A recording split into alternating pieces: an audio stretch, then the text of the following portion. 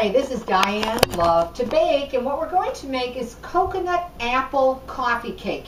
It is an easy recipe to make. As you know, I like them to be very easy, but I also want these recipes to taste good. So let's get started.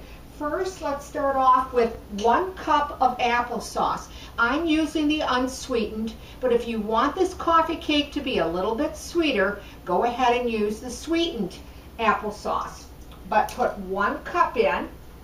Now you can certainly use your hand mixer for this recipe if you prefer. I like to stand up because I think it's much quicker for the videos. Now the next thing we're going to be putting in is 1 cup of granulated sugar to the applesauce and just beat it together.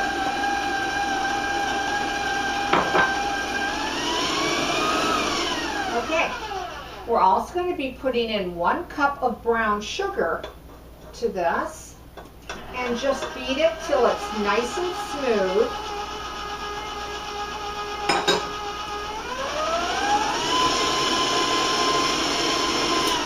Then you're also going to be adding 1 teaspoon of vanilla.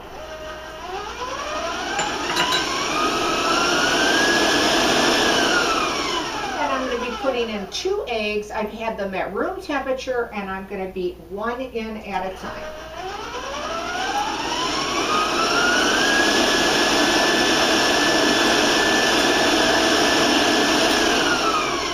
Now that shouldn't take you very long at all to beat that. You can see how quick it just comes together.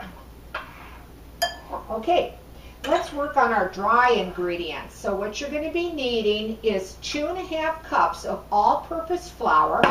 We're going to be putting in 1 teaspoon of baking soda into the flour, 1 teaspoon of salt, and as you see, I'm just stirring it together.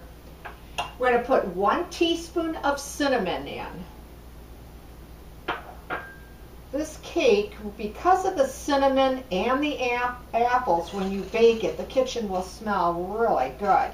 And you're going to alternate with the dry, with the wet, also with 1 cup of milk. Okay? So I'm going to turn my mixer on and start to put the dry in. And as you do that, just put a little bit of milk in. And just continue to do that till you have all the dry beaten in. Now you don't want to overbeat this recipe because you don't want the cake to become dense or tough.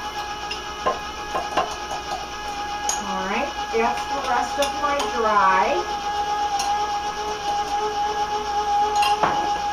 And my milk.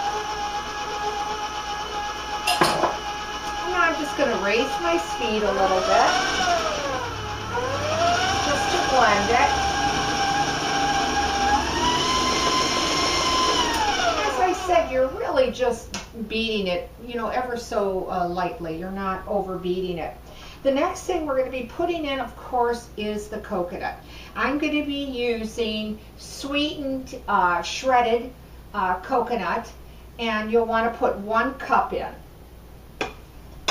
If you want to use, you know, your natural coconut without any sugar, it really comes out nice as well. And then just mix that in. The last thing that you're going to put in, and it is optional, is 1 cup of chopped nuts. Use whatever type of nut that you prefer, whether it's walnuts or pecans. It doesn't matter, really. Any type of nut that you want to put in. And then again, just stir it in. You don't want to break up your nuts, and you don't want to overbeat the batter. Okay? So I'm going to just take my paddle out of here, get my excess off, and we'll set that aside for the moment. And I'll just make sure to bring it all together, get down to that mixing bowl, and clean up those sides. Okay? And your batter will look like this. You'll see the nuts and the coconut, so it'll look a little bit chunky. of course, but it will have that smoothness of the batter that you want. Now I'm just using a bundt pan that I heavily greased. Use whatever type of grease or oil that you prefer. And then we're just going to pour, of course, the batter into the pan. And we're going to make sure that we get everything out of the mixing bowl and make sure it's nice and even, evenly filled. And I think we got it all out. Okay, and we'll put that aside. Then what you'll want to do, of course, is put it in an oven, a 350-degree preheated oven, and it's going to take you anywhere from 45 to 50 minutes. I like to start checking mine early, even at around 35 minutes or so, just to see how it's doing. Because, you know, all our ovens set up so differently. When you are checking on it, use a cake tester or a toothpick. And remember that, of course, as we do know, once you insert that toothpick or cake testers, if it comes out clean, you know that the cake has been properly baked. Once it's hot and out of the oven, do put it on a cooling rack for probably, 15, 20 minutes, depending if you want to serve it warm, or generally I serve it cold. Okay, I'm going to just rinse my hands quickly, and then I want to show you what it does look like once it's baked up. It comes out a very beautiful, nice little medium-sized cake, as you can see. It is optional if you want to use a sugar glaze. All I did was taking powdered sugar with milk. If you don't have milk, you can use water, and just mix it to the consistency of how thick you want it. And then drizzle your glaze over it, and then I just put some chocolate jimmies on the top. But again, that's just optional, only if you want to. So let's cut into this cake so that maybe you can hopefully see it. And I'd like to be able to describe it to you. Okay. I think I should have got a bigger knife. Okay. Alrighty.